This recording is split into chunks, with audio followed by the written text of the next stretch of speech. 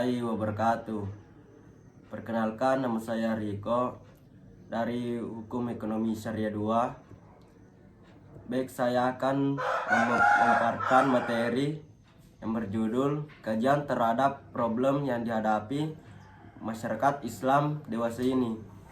Yang pertama, adanya perbedaan di kalangan umat Islam. Yang pertama, perbedaan pendapat antara Nabi Daud dan Nabi Sulaiman, sebagaimana dikisahkan di surah Al-Anbiya ayat 78-79, bagaimana Nabi Daud dan Nabi Sulaiman berbeda pendapat hingga kemudian Allah mewahyukan bahwa kebenaran berada di pihak Nabi Sulaiman.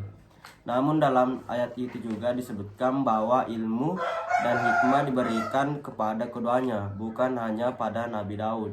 Artinya perbedaan bukan hanya menjadi rahmat bagi yang salah, tapi juga yang benar. Yang kedua, perbedaan pendapat dalam pandangan Al-Quran.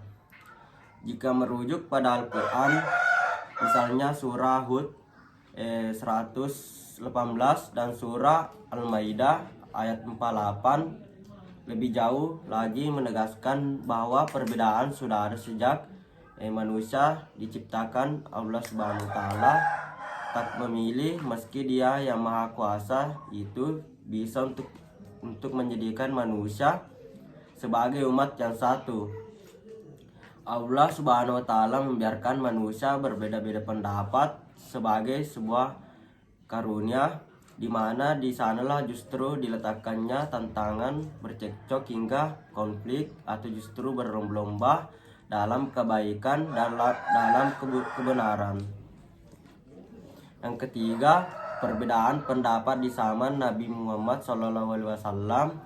Di zaman Nabi sendiri, perbedaan pendapat di antara para sahabat telah terjadi, dan Nabi membenarkan kedua pendapat yang berbeda tersebut, yakni perbedaan para sahabat dalam menyikapi perintah Nabi saat perang Ahzab untuk tidak salat asar kecuali di Bani Quraisyah saat sebagian mereka masih di perjalanan. Pas masuk waktu asar, maka sebagian mereka berpendapat bahwa mereka tidak akan salat asar kecuali setelah sampai di Bani Quraisyah sesuai perintah Nabi.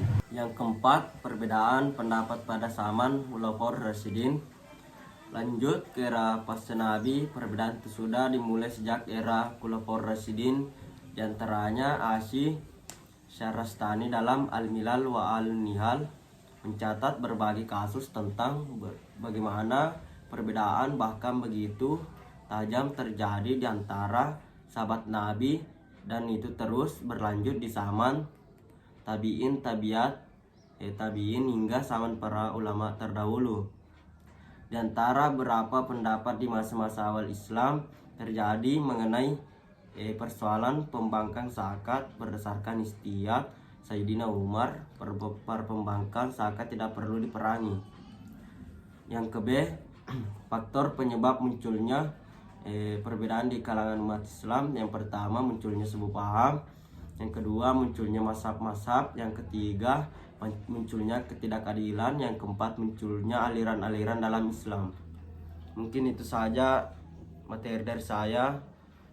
Wallahul muwaffiq ila aqwamit thoriq. Wassalamualaikum warahmatullahi wabarakatuh.